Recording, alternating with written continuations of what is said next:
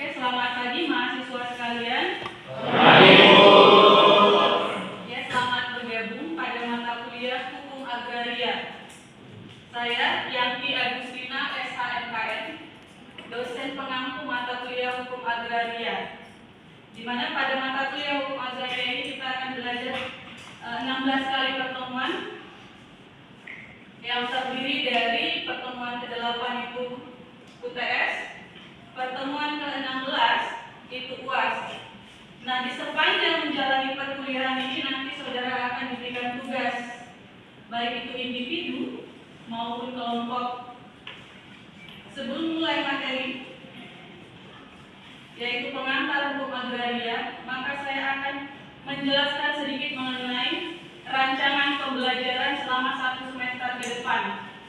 Apa yang harus saudara dapatkan ketika saudara sudah menyelesaikan mata kuliah hukum agraria? Yang pertama adalah saudara dapat mengidentifikasi ruang lingkup hukum agraria, bagian-bagian hukum agraria. Yang kedua, saudara dapat menganalisis dan menyusun argumen terkait dengan sengketa-sengketa yang berkaitan dengan agraria. Yang ketiga, saudara harus mampu memberikan solusi terkait dengan sengketa-sengketa hukum agraria.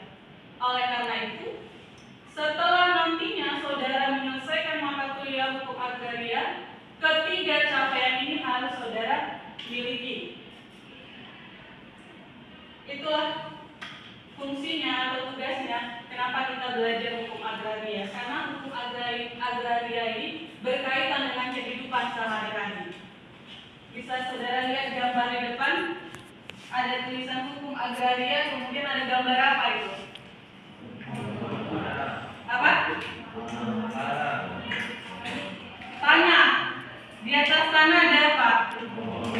Bawah. Kemudian ada bentuk dibuka, ya kan, di bawah tanah. Iya kan? Saya mau tanya, apa sih hukum agraria itu dari gambar yang ada di depan? Apa hukum agraria? Itu udah ada gambarnya di depan. Ada gambar tanah, ada gambar di bawah tanah, ada gambar pohon. Siapa yang bisa jawab? Apa hukum agraria?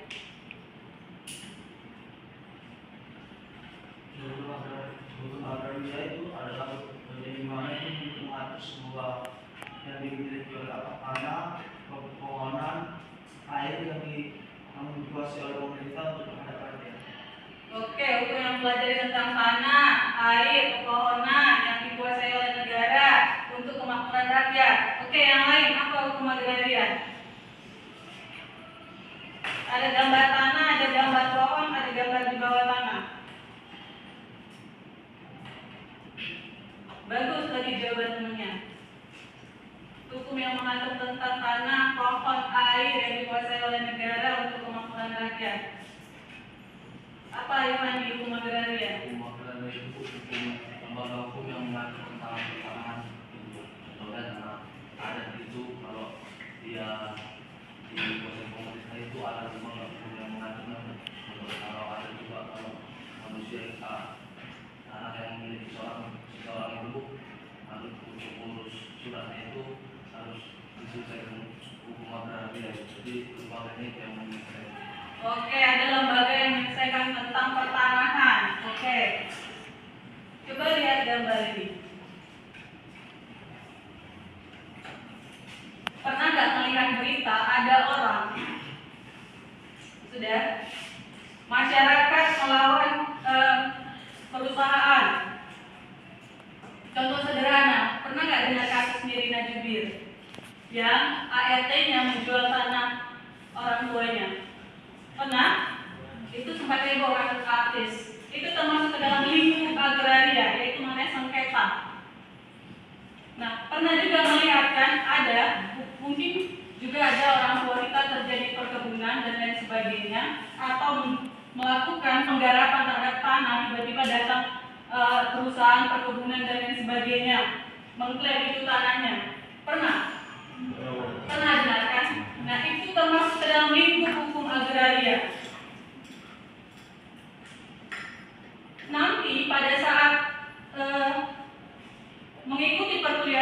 agraria ini ada mata kuliah, ada beberapa sub materi yang kita pelajari. Yang pertama itu adalah hukum tanah, kemudian hukum kepemilikan, kemudian hukum pendaftaran, kemudian hukum pengalihan, kemudian hukum pemanfaatan tanah, kemudian hukum penyelesaian sengketa agraria. Itu yang akan dipelajari selama 1 semester ke depan dalam mengikuti perkuliahan. Seperti kata teman kamu tadi, hukum agraria itu hukum tanah, hukum pertanahan, hukum air. Yang mana itu semua dikuasai negara untuk kemakmuran rakyat, benar. Agraria itu negara Indonesia disebut sebagai negara agraris, kaya akan tanahnya. Jadi agraria adalah berbicara mengenai tanah. Lantas apa hukum agraria? Ingat pasal 33 ayat 3 Undang-Undang Dasar 1945, bumi, air, ruang angkasa, dan kekayaan alam yang terkandung di dalamnya dikuasai oleh negara dan dipergunakan untuk kesejahteraan masyarakat. Hukum agraria itu adalah hukum yang mengatur bumi, air, ruang angkasa, dan kekayaan alam yang terkandung di dalamnya. Saya jelaskan bumi. Bumi artinya di sini adalah tanah secara keseluruhan. Apa itu tanah secara keseluruhan? Ini tadi. Apa yang berada di atas tanah, apa yang berada di bawah tanah, termasuk ke dalam hukum agraria. Bisa kita bangun rumah tidak di atas tanah? Tidak kan? Pernah nggak orang tua kamu jual tanah, tapi di atas tanah itu ada rumah? Pernah? Pernah kan? Ataupun kamu pernah melihat kasusnya orang menjual rumah? Bisa hanya rumahnya saja dijual tanpa ikut tanahnya? Atau bisa hanya menjual tanahnya saja tanpa ikut rumahnya? Bisa. Tapi lingkup hukum agraria yang kita pelajari adalah bumi. Bumi itu artinya tanah baik di bawah maupun di atas. Air. Perairan termasuk ke dalam lingkup hukum agraria. Kenapa perairan termasuk lingkup hukum agraria? Saya contohkan, boleh nggak sih kapal-kapal dari negara lain main ambil ikan-ikan dari perairan Indonesia? Tidak. Kenapa? Karena bukan wilayah agrarianya, iya kan? Bukan wilayahnya. Kemudian ruang angkasa, boleh nggak pesawat tempur dari Rusia datang ke Indonesia menyerang Indonesia? Boleh? Tidak. Karena ketika ada pesawat datang ke Indonesia itu harus izin, iya kan? Karena bukan wilayahnya. Itu termasuk ke dalam wilayah agraria daripada Indonesia. Kekayaan alam yang terkandung di dalamnya, artinya tanah tadi, bumi tadi, kekayaan alam yang terkandung di dalamnya apa? Ada pohon-pohonan. Di atas tanah itu bisa ditanam pohon, bisa dibangun rumah. Terkait dengan perairan, apa kekayaan alam yang terkandung di dalamnya? Ikan-ikan. Iya kan, di dalam air ada ikan kan? Itu kekayaan alam. Yang mana keseluruhan ini dipergunakan untuk kemakmuran dan kesejahteraan rakyat. Jadi agraria itu hukum yang mempelajari tentang tanah. Hukum agraria adalah hukum yang mempelajari bumi, air, ruang angkasa, dan kekayaan alam yang terkandung di dalamnya. Hukum tanah adalah bagian daripada hukum agraria. Ada beberapa ahli mengatakan hukum tanah dan hukum agraria beda. Tetapi ada ahli juga yang mengatakan hukum tanah dan hukum agraria sama. Hukum tanah itu bagian daripada hukum agraria, karena di dalam hukum agraria kita mempelajari hukum tanah, hukum kepemilikan, hukum pendaftaran, hukum peralihan, pemanfaatan tanah, dan penyelesaian sengketa. Saya jelaskan satu-satu. Di dalam hukum tanah, kita akan belajar mengenai jenis-jenis hak atas tanah. Di dalam hukum agraria, kita pun belajar mengenai jenis-jenis hak atas tanah. Pernah dengar nggak ada hak milik, ada hak guna usaha, hak guna bangunan, hak pakai, hak sewa? Pernah dengar nggak? Atau kalian pernah nggak melihat ini? Pernah lihat nggak? Apa ini? Sertifikat apa? Sertifikat tanah. Apa fungsi sertifikat ini? Apa fungsi sertifikat? Bukti apa? Pemilikan sebuah tanah atau benda. Bukti kepemilikan sebuah tanah. Oke, bukti kepemilikan. Ketika kamu memiliki tanah, maka kamu harus punya alat bukti yang menunjukkan itu adalah milikmu. Iya kan? Terkait dengan tanah, alat bukti kepemilikannya adalah sertifikat.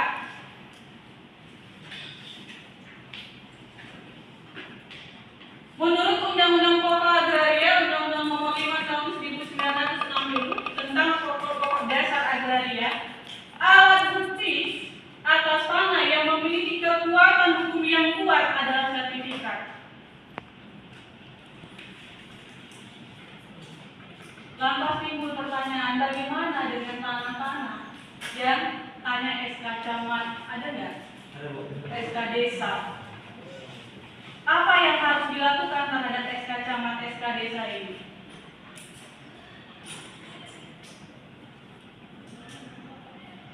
Ada yang tahu apa yang harus dilakukan? Apakah itu tetap juga disebut sebagai alat bukti? Atau hanya sertifikat alat bukti? Atau PKL? Alat bukti juga nggak itu? SK Camat, SK Desa? Alat bukti. Alat bukti? Alat bukti kepemilikan juga? Kenapa alat bukti kepemilikan? Karena si pemilik mengurus ke kantor kepala desa bahwa itu tanah dia. Oke, karena diurus Bu Kepala Desa, sehingga Kepala Desa mengeluarkan alat bukti yaitu SK Camat atau SK Desa sebagai bukti kepemilikan. Iya benar. Sertifikat dikeluarkan oleh Badan Pertanahan Nasional. SK Camat, SK Desa dikeluarkan oleh Kepala Desa ataupun Camat. Tapi dia tetap menjadi alat bukti. Namun alat bukti yang terkuat itu adalah sertifikat. Nah, terhadap hak-hak atas tanah, baik hak milik, hak guna usaha, hak guna bangunan, hak pakai, hak sewa, semuanya memiliki alat bukti. Nah, kalau saudara perhatikan di sini itu ada sertifikat hak milik. Ini yang membedakan, yang halaman depannya nanti yang membedakan. Apakah dia hak milik, apakah dia hak pakai, apakah dia hak guna usaha, apakah dia hak guna bangunan. Jadi nanti kalau pulang ke rumah, saudara bisa melihat nih sertifikat orang tua ini, sertifikat tanahnya hak milik kah, hak guna usaha kah, hak pakai kah, atau SK Camat. Kalau dia SK Camat atau SK Desa, sebaiknya dilakukan peningkatan. Tingkatkan dia menjadi sertifikat. Tetap sah, tetap bukti kepemilikan SK Camat maupun SK Desa itu, tetapi lebih baik tingkatkan kepada sertifikat, agar ketika ada nanti orang yang mengaku-ngaku itu juga tanahku, kamu memiliki alat bukti yang kuat. Terkait dengan kepemilikan tanah ini, ada hak milik, hak guna usaha, hak guna bangunan, hak pakai, hak sewa.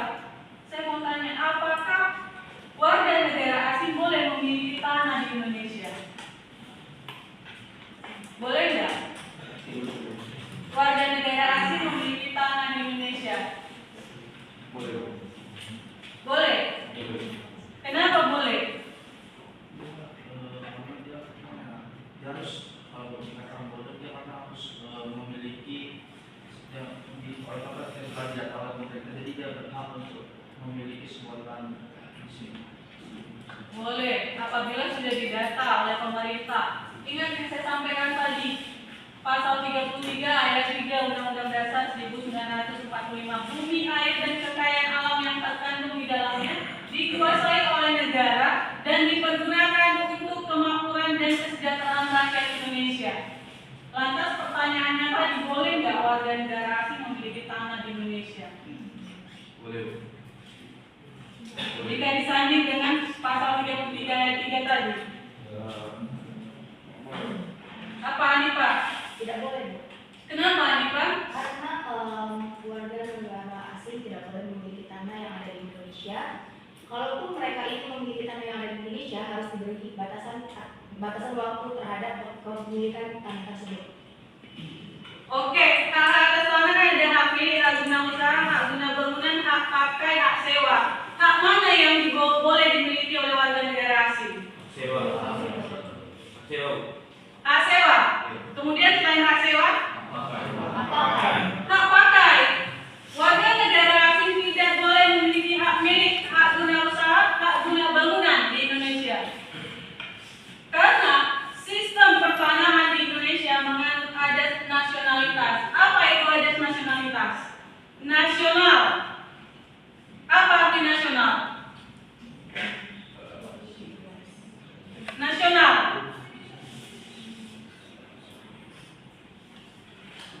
Nasional, nasional, internasional. Apa nasional? Beda nggak nasional dengan internasional? Beda. Apa nasional?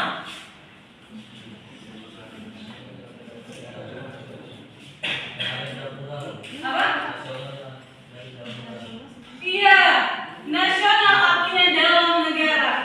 Sistem pertanahan di Indonesia menganut adat nasionalitas, artinya hanya warga negara Indonesia yang boleh diberikan hak milik, hak guna usaha, hak guna bangunan, hak membuka lahan, hak memungut hasil hutan.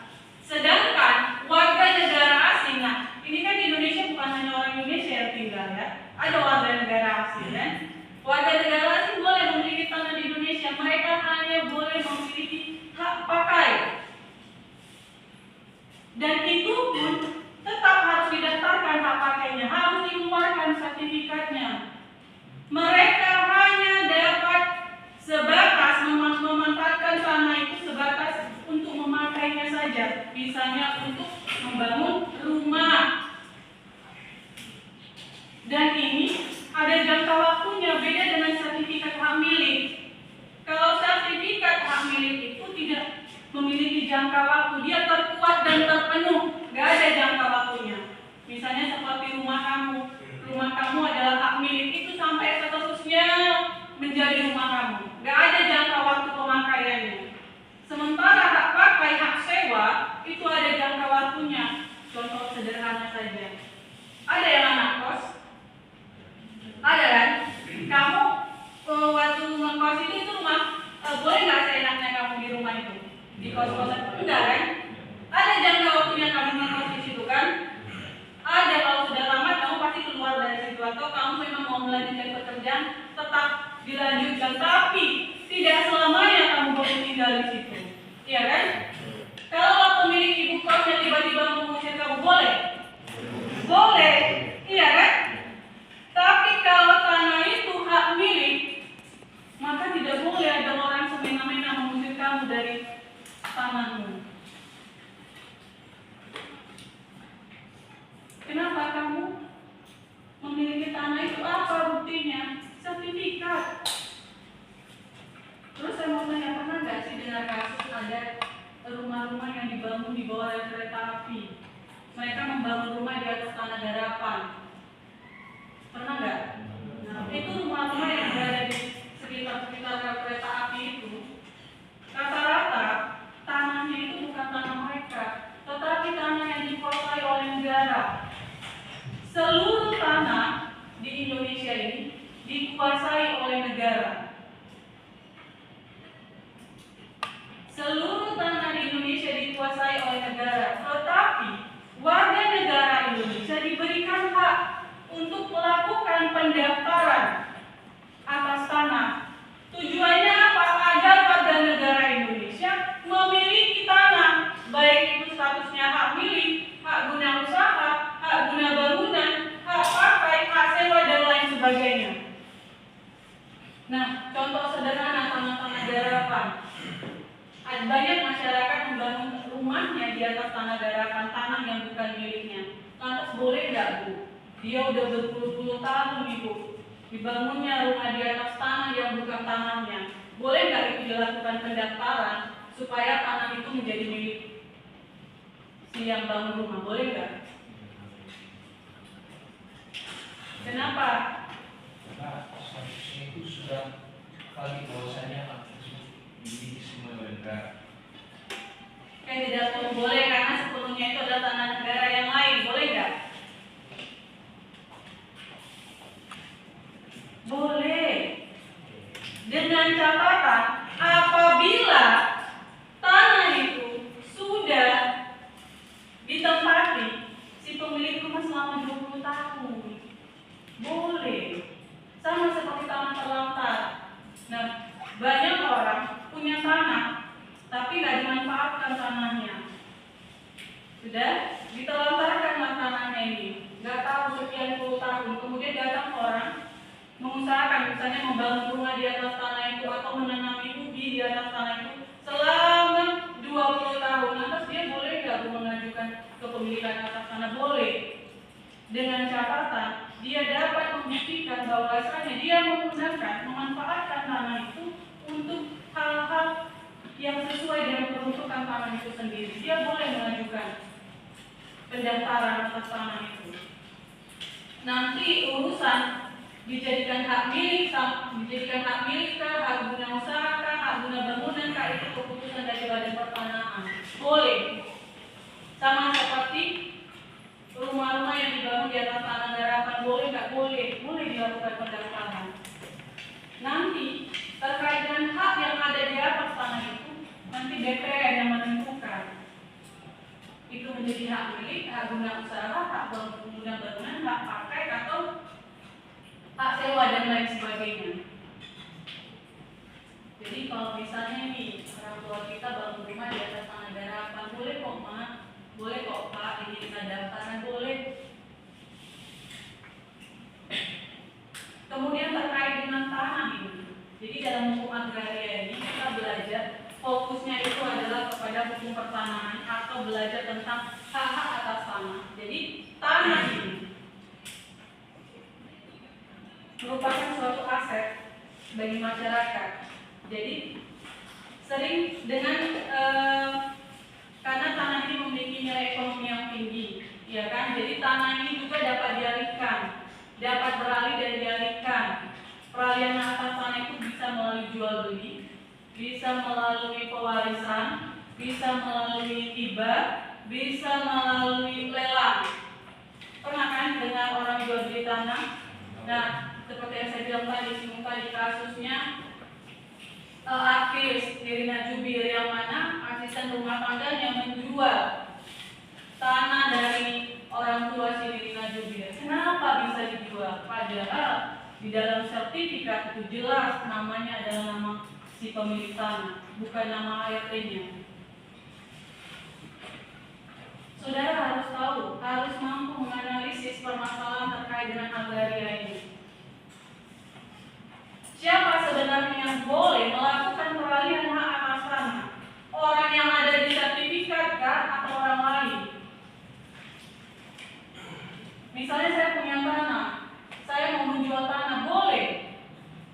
Si Mika yang menjualkan tanah saya? Boleh? Boleh. Boleh kamu menjualkan tanah saya? Boleh. Kenapa boleh Mika? Ada izin yang punya. Atas seizin, jika atas seizin. Izinnya apakah lisan atau tulisan? Tulisan bisa. Lisan boleh. Bagaimana cara membuktikan kita kalau seseorang memberikan izin kepada kita secara lisan tidak memiliki kekuatan hukum yang kuat? Karena apa? Sekarang orang ngomong A, besok orang sudah ngomong B. Iya kan? Boleh asalkan dibuatkan surat kuasa. Anak hukum kan mendidik pengacara kan? Surat kuasa, iya enggak? Saya memberikan kuasa ke si Mikael untuk menjualkan tanah saya. Ya? Iya. Boleh. Jadi selama 1 semester ke depan ini kita akan belajar tentang hak atas tanah seperti yang sudah saya sampaikan. Kemudian kita belajar mengenai kepemilikan tanah, siapa yang boleh dan tidak boleh memiliki tanah di Indonesia. Kemudian mengenai peralihan hak atas tanah, bagaimana cara menjual tanah, baik itu menjual beli, pewarisan, lelang, hibah, dan lain sebagainya. Kemudian dalam hukum agraria ini kita juga akan belajar mengenai pendaftaran tanah. Kemudian kita akan belajar tentang penyelesaian sengketa. Saya mau tanya, ada yang mau ditanyakan terkait dengan hukum agraria? Apa ada mandi? Kalau bukan Bu, pokoknya kan di kota utara ada suatu utara itu di suatu masyarakat itu dibilang sama adatnya Bu. Baru sudah dikuasai pemerintah itu untuk apa yang menyelesaikan konflik? Oke, bagus. Nah, misalnya Bu ada tanah adat Bu, tiba-tiba datang pemerintah mengklaim itu bukan tanah adat, iya kan? Nah, terkait dengan tanah memang diakui tanah adat, ada itu tanah adat, tanah milik masyarakat adat itu biasanya di kampung-kampung kita. Misalnya ini biasanya di kampung itu ini kumpulan warga Simanjuntak, makanya adalah tanah adat Simanjuntak. Itu diakui oleh negara. Nah, untuk membuktikan itu tanah adat apa tidak, maka yang membuktikannya itu adalah Badan Pertanahan Nasional dan warga setempat. Itu jadi mandi. Yang lain? Desi. Dedi.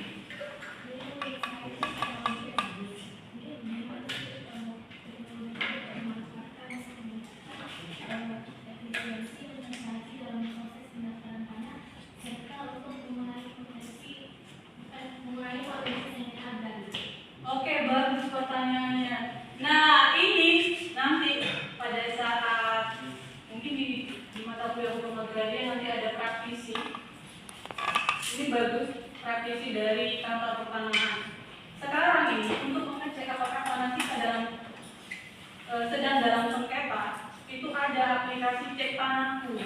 Jadi nanti kita bisa lihat di aplikasi download aplikasi itu.